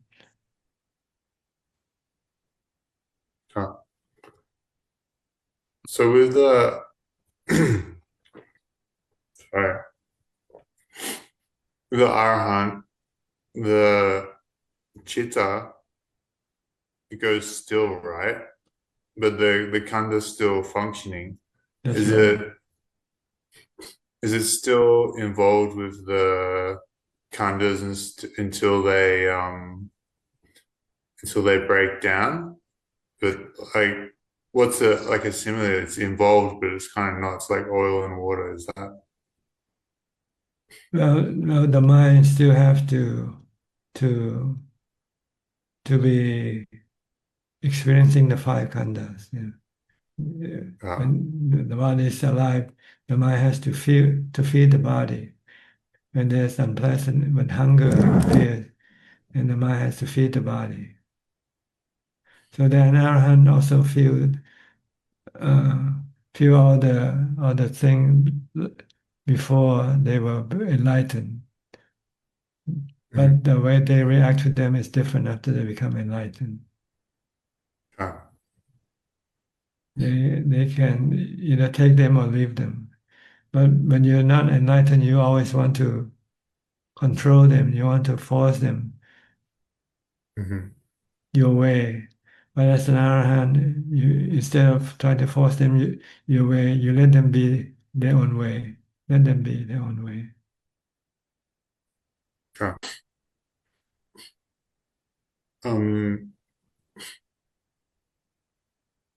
every 6 months, dreams come up, and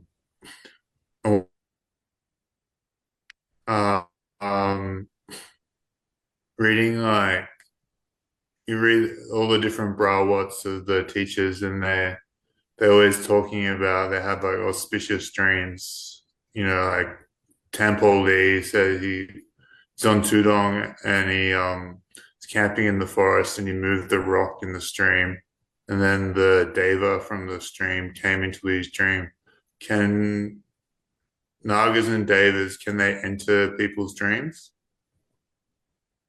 I think so, because the dreams are spiritual happenings. Yeah. Mm-hmm. And sometimes the spiritual beings can enter into your spiritual happening. Mm-hmm. But sometimes you have to decide which is which, though. Sometimes it's just mental fabrication, or sometimes it's external interference. If you don't know, then just don't decide which is which. Just merely accepting them or knowing them that this is what it is. That's all. How come sometimes when people are meditating, maybe late at night, they get a bit sleepy or they get peaceful, and the Kamatana TV starts up with the nimittas? How come this happens? Usually because the weakening of mindfulness. When the mindfulness become weakened, then the mental fabrications start to kick in. Yeah. Sankhara. I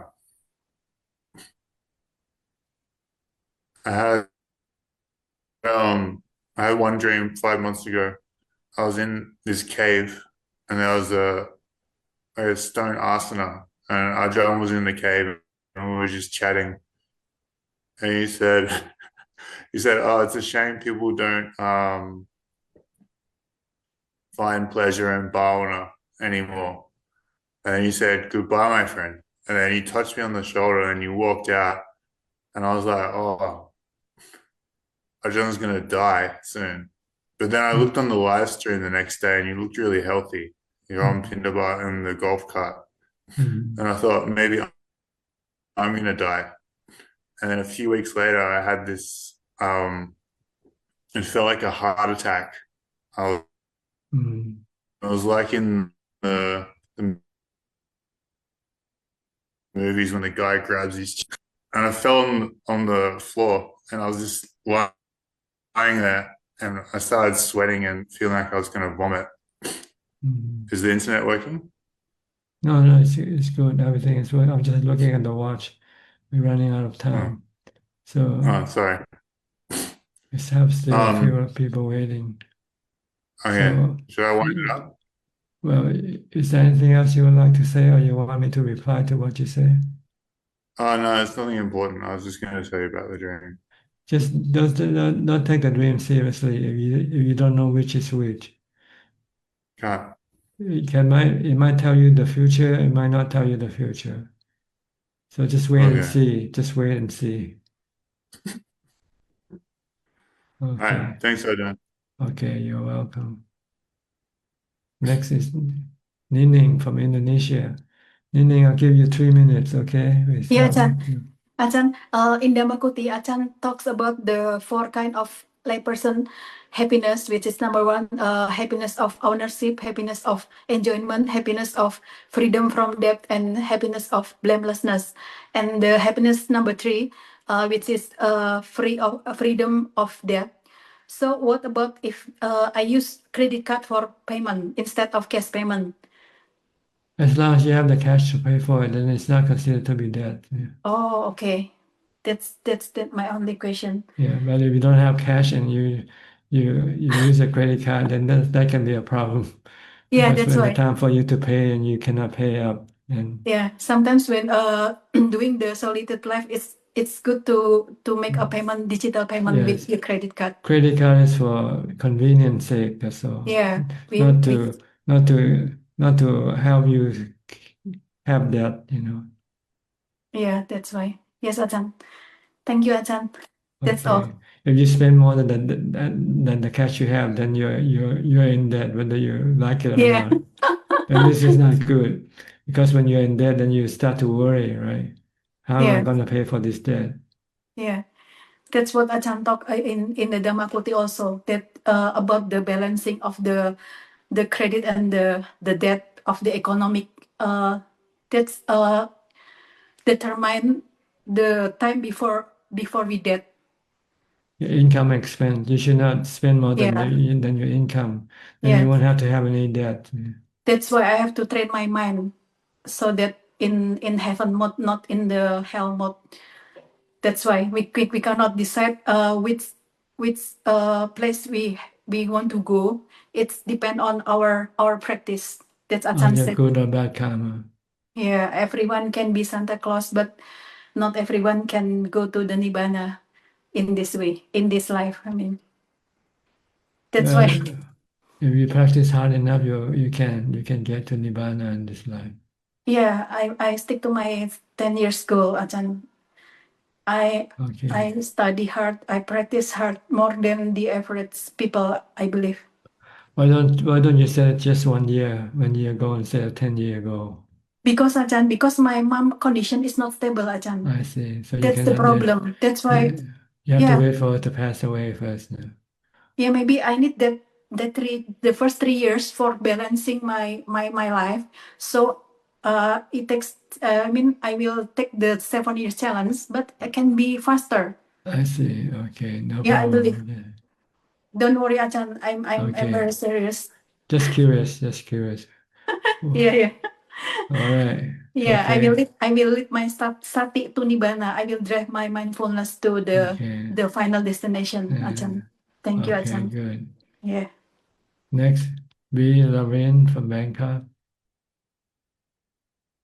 Okay, 3 minutes for you. Hi. Is that all right? Yes, Prajan. Hi, good Okay. evening to you. Just two quick questions, Prajan.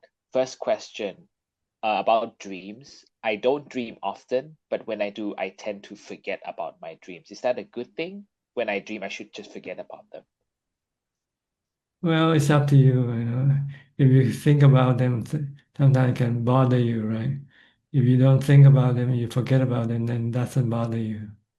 But if there are dreams that can teach you something and you forget, then you lose something. Ah, So it depends on what kind of dream you have. Good dreams, what you call informative dream, or just non-informative dream. If they're informative, they teach you the Dhamma, then maybe it's good to remember. Like if you dream of yourself dying, for instance, then this is a good dream, see. But if you forget, then you cannot contemplate on that. But every time you think about the dream, about you dying in the dream, then you're actually contemplating death. So it's good because then it will make you to prepare yourself for that. So it depends on what kind of dreams you have. If they are good, valuable dreams and you forget, then it's like losing money, right? But if you dream about trash, or thing that's not good or bad, not important, then it's like trash. If you forget about it, that's okay. You lose. But not to worry about it. So, because sometimes dreams are not might not be what it is. You know, it might, the reality might not be what you dream.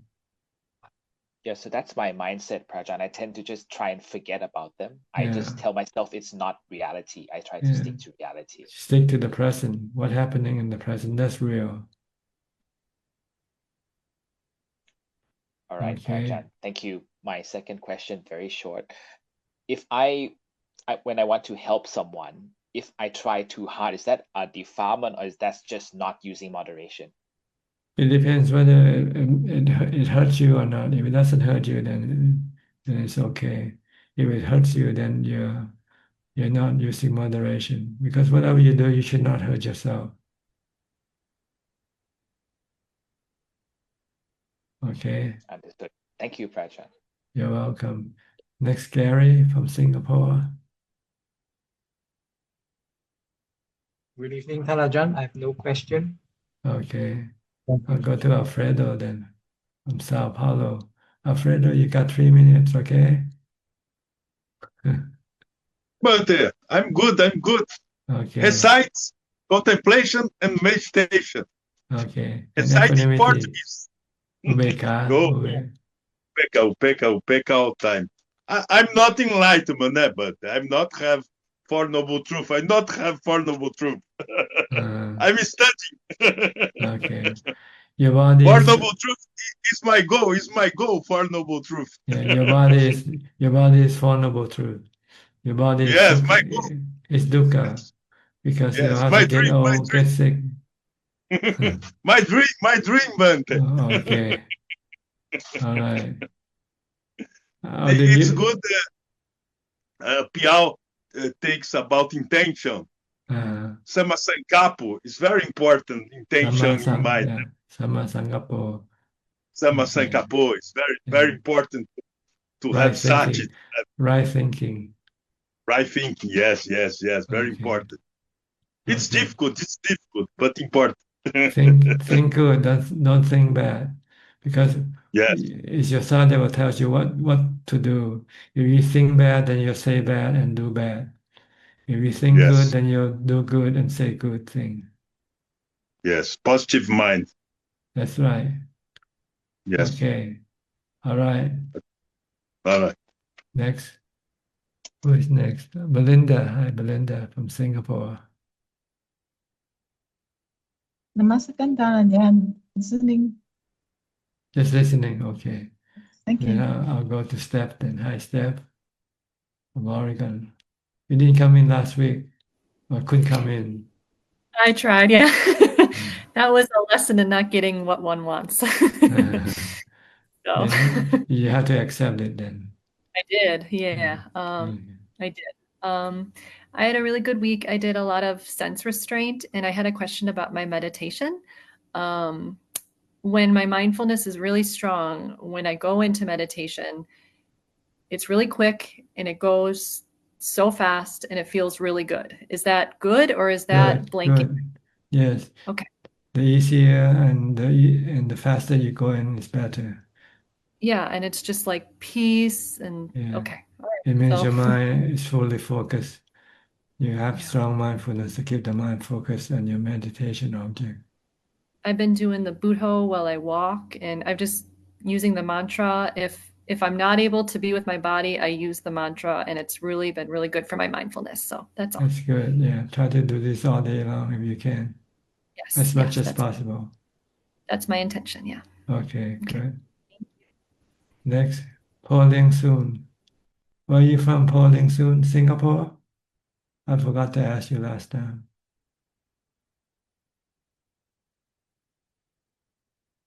Speak. Go ahead. You have to speak louder. I cannot hear. Can you not use your headphone? Can you pull the plug out, because maybe it's not working properly? Plug off. You have to unplug Plug off the unplug. You have to unplug. unplug. Can you listen, Okay. Prajaan? Yes, I can now. Okay, I just introduce myself. I'm from Penang, Penang. Malaysia. Okay. Okay. So actually, I write quite a lot of questions. Go But ahead. anyway, I just make it fast. Okay. Okay. The first thing, while we are doing a walking meditation, and then I notice many of thought is there. Because you're not mindful with your walking, see. You have to concentrate on your walking, or using a mantra, Bhutto, when you walk. Okay. So, Prajaan, actually, I know that I have a lot of thought, and then there's not enough of mindfulness. But I just want to ask whether I need to walk until there's no thought in my mind, until no thought in my mind, then I go ahead with the formal sitting. Is it correct? It depends on how long can you walk. See, you might not be able to walk until your thoughts stop thinking and you already become tired. Then you can switch to sitting instead. Okay, understand. And then the second problem, I used to sit, and then the head is keep on bending down, and then I know that I'm bending down my head, so I just pull up my head. So I don't think this is a good way. Once you bending down and then you pull up again, it means that our body is moving. Am I right? Yes, it means your mindfulness is not strong enough yet. So you have to try to develop more mindfulness during the day, during the time when you're not meditating. Because I used to sit and then I knowing that my head is going down, and then I keep You move your continuing. head, yes. So you're restarting your meditation. Every time you move your body, you're restarting it. Okay, and then the last question. I think last week, our Chinese is considered as a ghost month. The 7th of July. Yes. Okay, and then I was meditate, and then 3 o'clock morning I was meditate until 5. It considered it's very good for me. I noticed that very fast. The time going very fast, and then there's no obstacle there. And then the things come to 5 o'clock. It's a back smell. It's some kind of like human shit. And then it make me what's wrong? And then I'm keep on investigation what happened to me. Then after all, I already wake up from the meditation, and then I'm investigate, and then so I'm sure is something wrong happening in my surrounding. So and then I keep on investigating and wake up and then go to the toilet and then see around what happening, all these things. And then I checking with my pants, all it's nothing. Then I come to sit again. The back smell, the shit is no more. So can Prachan advise me on that? But after that, after the sitting, the meditation, I go and check in the internet. All is something that they call it the ghost that eat the shit. It's just anicca, dukkha, anatta. It's just a natural phenomenon. Okay. Just leave them alone. Leave it alone. Oh, I see. Don't worry about it. It's already gone, right? It's disappeared now. It's anicca. It's anatta. You cannot force them to come or go. They come as they like. So leave them alone. But the mind keep on investigating, asking people what's that, and because then you don't know the way to deal with it. See? Now you know. Just leave it alone. Yeah. So and then every time I go and sit, I want to go and sit there. I keep on assess the place, and then whether got a shit anymore there, the smell. That's the problem. Okay, I think that's all, Prachan. All right. Okay. That's all. Thank you very much. You're welcome. Next, Lynn from Indonesia. Are you the last one? Good evening, Ajahn. Hope you are keeping well. Okay. I don't have any questions tonight. Okay. Then we'll go to Kunju for any more questions from email or from Facebook. กราบนมัสการท่านอาจารย์ค่ะ We have 5 questions, and the first 4 questions are from the assistant Gmail. The first question is from friend of Richardson. Question 1. During meditation, when the mind is getting quieter, there is a strong impulse or a boost that keeps me alert. What is this impulse? It's good impulse. Question 2, about lightness of the body, where my body feels like a balloon filled with air. Walking up the hill feels light without tiredness. Is such condition one of the benefits from meditation? Yes, your mind becomes stronger. Question 3 from Gautam. Keeping the precepts often cause us to become the object of ridicule in this materialistic and pleasure-seeking world and make us become the outcast. How should an individual maintain equanimity while remaining within this society? Just think of yourself as different from them, that's all. They are apples and you're bananas. So we have to live according to what we are. If we keep the precept, we just keep our precept and ignore what other people think about us. We cannot force them to appreciate or understand us, so we just leave them alone. Question 4. Can Ajahn advise on the following passage from Long Ta Mahabua's book, Wisdom Develops Samadhi?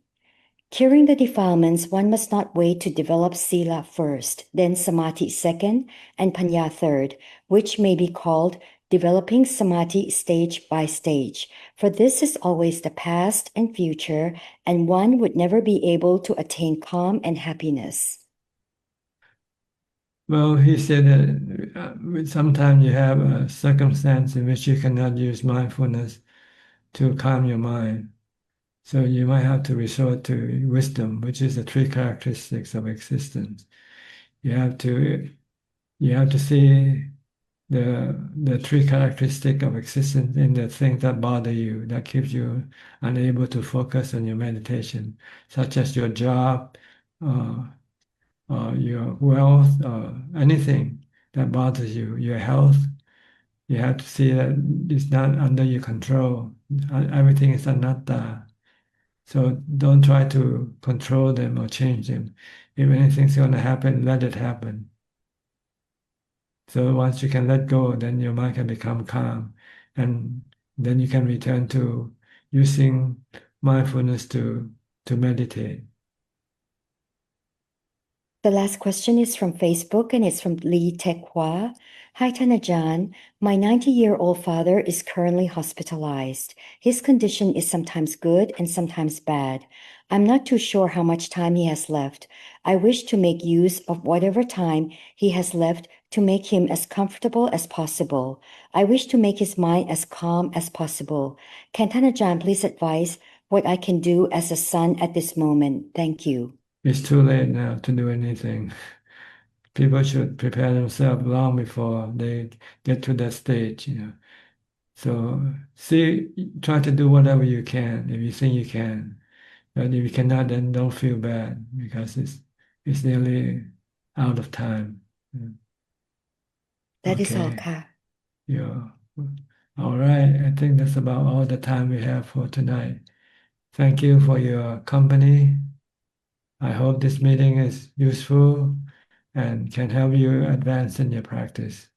In the meantime, please stay safe, be mindful all the time, and practice as much as possible. Thank you and goodbye. Thank you, Ajahn. Thank you, Thank you, Admin. Thank you, Admin. Thank you. Thank you, Admin. Thank you, Sadhu, friends. sadhu. Bye-bye, friends. Thank you, Min.